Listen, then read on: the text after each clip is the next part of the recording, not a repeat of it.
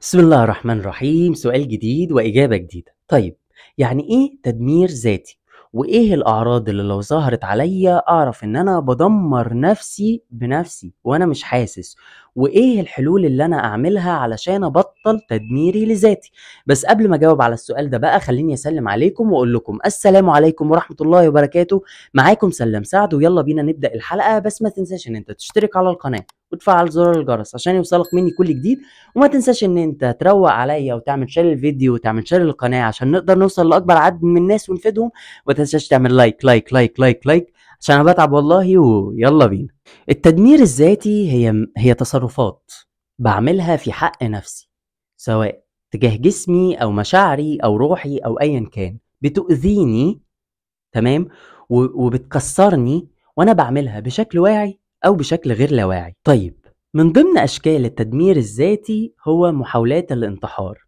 رقم 2، ان انا لعب القمار، او ان انا اكون دايما بسكرول على يعني بعمل كده على الفيسبوك وبشوف الريلز، او انه انا اكون بلعب العاب الفيديو جيم. شكل برضو من اشكال التدمير الذاتي هو ان انا اكون بعور نفسي، بخربش نفسي، بكسر نفسي، باذي نفسي، بعمل حاجات متهورة بتخليني ان انا محطوط تحت تهديد.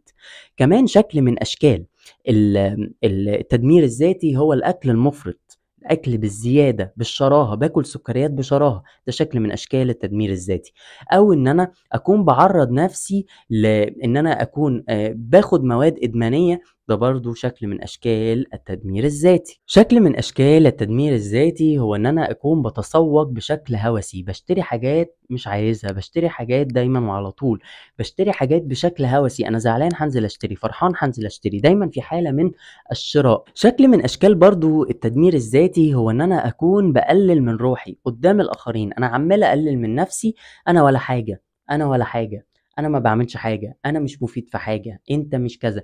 حتى ممكن الاهالي يكونوا بيمارسوا التدمير الذاتي على نفسهم وعلى اولادهم، لما بيحسسوا اولادهم ان هم ولا حاجة، ان هم مش شاطرين في حاجة، انت فاشل، انت مش ناجح. ده شكل من اشكال التدمير الذاتي. شكل من اشكال برضو التدمير الذاتي هو حب ارضاء الاخرين.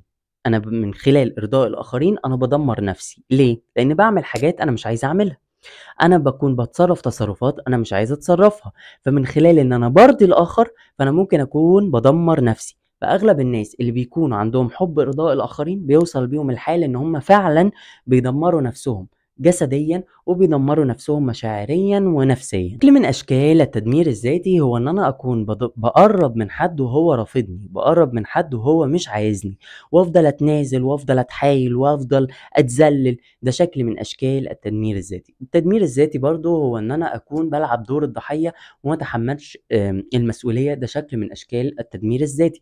التسويف وعدم الالتزام، ان انا باخر، ان انا باجل، ان انا ما بحققش، ان انا كل يوم بقول هحاول ومش بحاول، ده برضو شكل من اشكال التدمير الذاتي. لما تبقى قاعد على السرير كده، انا المفروض اقوم اذاكر بس مش بذاكر، انا المفروض اقوم بذاكر، وانا المفروض اشتغل ما بشتغلش، ده شكل من اشكال التدمير الذاتي. اعرف على طول ان انت بتدمر نفسك بنفسك. التدمير الذاتي مش معناه ان انت عندك اضطراب في الشخصية وعندك مشكلة في الشخصية وحاجة ازمة كبيرة محتاج ان انت تشتغل عليها وتحلها، ولكن هي بتبقى كوبينج ميكانيزم، يعني وسيلة للتعايش. علشان عندك مشاكل ما انت عندك جواك، او مشاعر ما مضايقاك، او افكار ما مضايقاك، فبتبتدي ان انت تستخدم التدمير الذاتي، تصرف معين من خلال التصرفات بتاعة التدمير الذاتي اللي احنا اتكلمنا عليها، علشان تعرف ان انت تتعايش. ان انت علشان تبطل التدمير الذاتي محتاج ان انت تشتغل على مشاعر العار. ليه؟ لان التدمير الذاتي هو دايما بيكون مرتبط بمشاعر معينة، مشاعر غير فعالة. من ضمن المشاعر الغير فعالة دي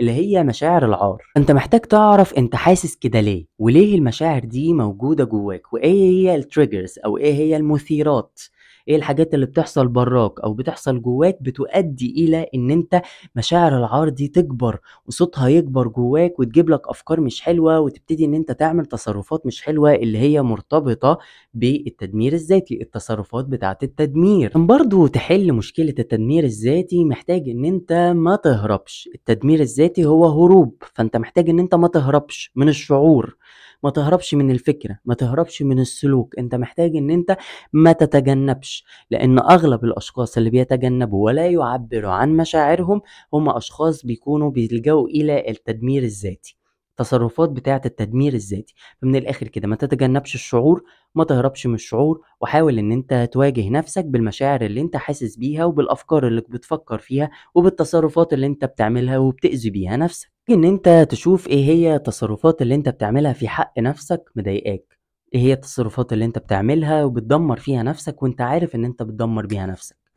ولو انت وصلت لمرحلة ان انت ما بقتش شايف ايه هي التصرفات دي، حاول ان انت تجيب ناس من الناس اللي حواليك اللي انت بتثق في آرائهم وتسألهم وتقول لهم تفتكروا ايه هي التصرفات اللي بتطلع مني الخاطئة اللي هي بتؤذيني وبتخليني ان انا اعيش في حالة من الاحباط والحزن وعدم الوصول للاهداف والنجاحات. فمن الاخر كده لو انت وصلت لمرحلة مش عارف فيها ايه هي التصرفات اللي بتعملها المؤذية في حق نفسك، جيب ناس من الناس اللي حواليك اللي بتثق فيهم وخليهم ان هم يقولوا لك ايه هي التصرفات دي. انت كمان محتاج تتعلم عن التدمير الذاتي وتعرف يعني ايه تدمير ذاتي وليه بتعمل التدمير الذاتي وايه هي التصرفات تحديدا اللي بتطلع منك انت تحديدا دونا عن غيرك، لانه كل شخص بيستخدم اللي هو السلوك او التصرفات بتاعت التدمير الذاتي بشكل مختلف عن الاخر.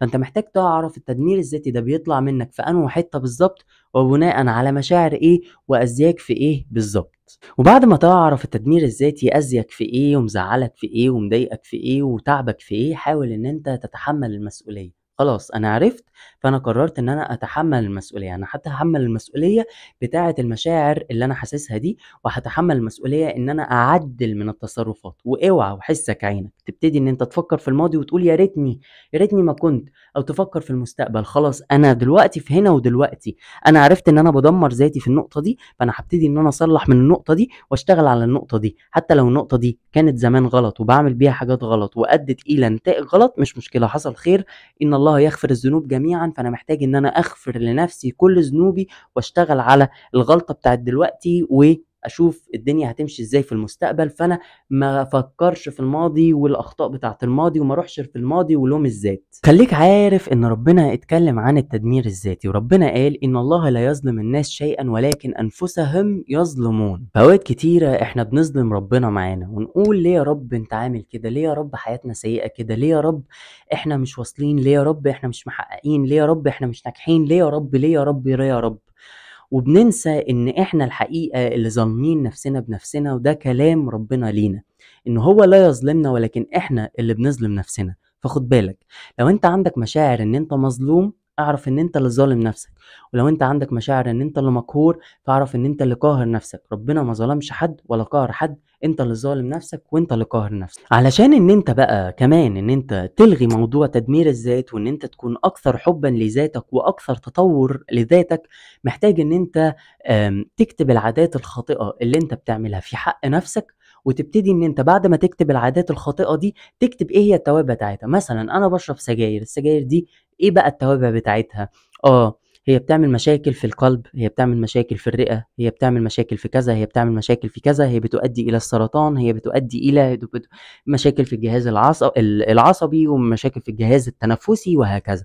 فمحتاج كل الاشياء الخاطئة اللي انت بتقوم بيها من خلال التدمير الذاتي، من خلال ان انت بتحاول تتأقلم، تكتبها وتعرف ايه هي التوابع بتاعتها عشان تبتدي تخاف وتبتدي ان انت تحس ان انت في حالة من الاليرت، او ان انت يعني ان انت في حالة من الخطر. حاول ان انت ترتب مشاعرك وحاول ان انت تشتغل على المشاعر الغير فعالة اللي جواك، وخليك عارف ان كل المشاعر غير فعالة اللي جواك اللي انت مش بتتعامل معاها وان انت اللي ما بتعرفش تديرها بتبتدي هي اللي تديرك. يعني مشاعر القلق، مشاعر التوتر، مشاعر الاحباط، مشاعر الغضب، مشاعر العار، مشاعر الخزي، مشاعر ان انا بالسوء، مشاعر، كل المشاعر اللي انا مش بتعامل معاها لما مش انا اللي بديرها هي اللي بتديرني، مش انا اللي بسوقها هي اللي بتسوقني. فكل المشاعر اللي جواك الغير فعالة اللي انت ما بتعرفش تشتغل عليها، لو انت معرفتش تديرها هي هتديرك وهتخليك توصلك ان انت تفعل نظام تدمير الذاتي اللي بيكون جواك. ابعد عن الاشخاص اللي هم كمان بيمارسوا عادات الخاطئة بتاعة التدمير الذاتي. يعني من الاخر كده انت محتاج ان انت تغير من الدائرة بتاعتك، تجيب علاقات صحية، تجيب أشخاص صحية، تجيب أشخاص بيعرفوا يعبّروا عن نفسهم، تجيب أشخاص عندهم حياة healthy lifestyle، حياة صحية سليمة. محتاج إن أنت تكون عندك دائرة صحية من العلاقات علشان تتعلم منهم إن هم بيعملوا تصرفات ما فيهاش تدمير ذاتي، وكمان إن أنت تكون هم كمان بيلهموك إن أنت تغيّر من العادات بتاعتك. فمن الآخر كده، لو أنت عندك عادات ليها علاقة بالتدمير الذاتي، ابعد عن الصُحبة السوء، وابعد عن الناس اللي مش تمام، اللي بتزوّد لك العادة دي مش بتقلل لك منها. وحاول إن أنت تقرّب لناس تكون مش بتمارس العادات الإدمانية والعادات الخاطئة بتاعة التدمير الذاتي. إحنا قُلنا إن شكل من أشكال التدمير الذاتي هو الشراء بطريق إنك تشتري بشكل مُبالغ فيه، تفضل تشتري، تشتري، تشتري. فلو أنت عايز إن أنت تقلل الحتّة دي، أنت محتاج يبقى عندك budget، محتاج تحط حد للموضوع ده، ومحتاج تشتغل مع شخص متخصص في الموضوع ده. لان انا بسمع كتير قوي ناس تقول لك انا بتجيلي فلوس وبصرفها بكل بساطه، انا بشتغل وبعدين تجيلي مبلغ كبير قوي وما اعرفش استفاد منه. ففي ناس بتعرف تشتغل كويس جدا بس مش بتعرف تظبط الميزانيه بتاعتها والدخل بتاعها. فحاول ان انت تظبط الميزانيه بتاعتك، وحاول ان انت تظبط الدخل بتاعك علشان تعرف تقلل من حتة التدمير الذاتي. فخليك عارف وخليك متأكد ان الشراء الزيادة عن اللزوم هو شكل من اشكال التدمير الذاتي، اللي انت محتاج تحط له ميزانية وتعمل إدارة للأموال اللي معاك وإدارة للدخل اللي بيدخل لك. طيب، انا كده جاوبت على السؤال. لو عجبك الفيديو ما تنساش ان انت تشترك على القناة وتفعل زر الجرس عشان يوصلك مني كل جديد، وما تنساش ان انت تروق عليا وتعمل شير للفيديو وتعمل شير للقناة عشان نقدر نوصل لاكبر عدد من الناس ونفيدهم. ما تنساش تعمل لايك لايك لايك لايك لايك عشان انا بتعب والله. كان معاكم سلام سعد، وتابعوني.